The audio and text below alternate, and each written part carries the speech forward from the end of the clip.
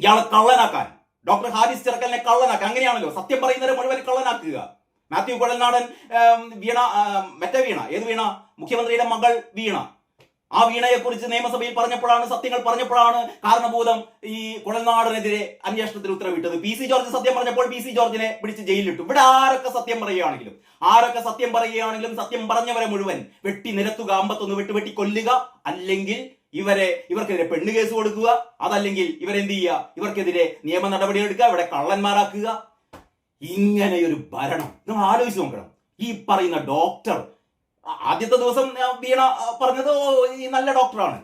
രണ്ടാമത്തെ ദിവസം കാരണഭൂതം പറഞ്ഞു ഇങ്ങനെയൊന്നും മിണ്ടാൻ പാടില്ല. കാരണഭൂതം അമ്മാതിരി ഡയലോഗ് ഒന്നും ആരും അടിക്കരുത് കേട്ടോ. അതായത് ഒരു അനൗൺസ്മെന്റ് പോലും, ഒരു നല്ലൊരു അനൗൺസ്മെന്റ് പോലും താങ്ക് യു സാർ, താങ്കളുടെ പ്രസംഗത്തിന് നന്ദി സാർ എന്ന് സ്വാഭാവികമായ ഒരു ആങ്കർ പറഞ്ഞപ്പോൾ അമ്മാതിരി ഡയലോഗ് ഒന്നും വേണ്ട കേട്ടോ എന്ന് പറഞ്ഞ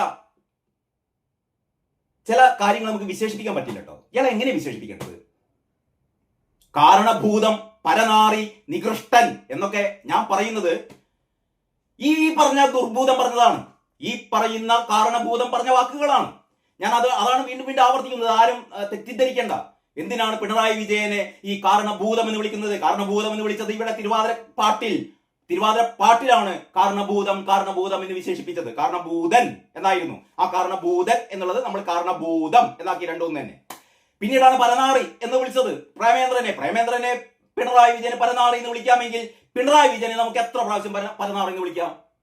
ധീരനായ സഖാവായ ടി.പി. ചന്ദ്രശേഖരനെ കൊലക്ക് കൊടുത്തിട്ടും 51 വെട്ടി കൊന്നിട്ടും അയാൾ കുലം കുത്തിയാണെന്ന് പറയുന്ന താമരശ്ശേരി ബിഷപ്പിനെ നികൃഷ്ട ജീവി എന്ന് വിളിക്കുന്ന എഡോ ഗോപാലകൃഷ്ണ എന്ന് മാന്യനായ പത്രപ്രവർത്തകനെ വിളിക്കുന്ന അധമനായ മനുഷ്യനെ പിന്നെ എങ്ങനെയാണ് നമ്മൾ അഭിസംബോധന ചെയ്യുക?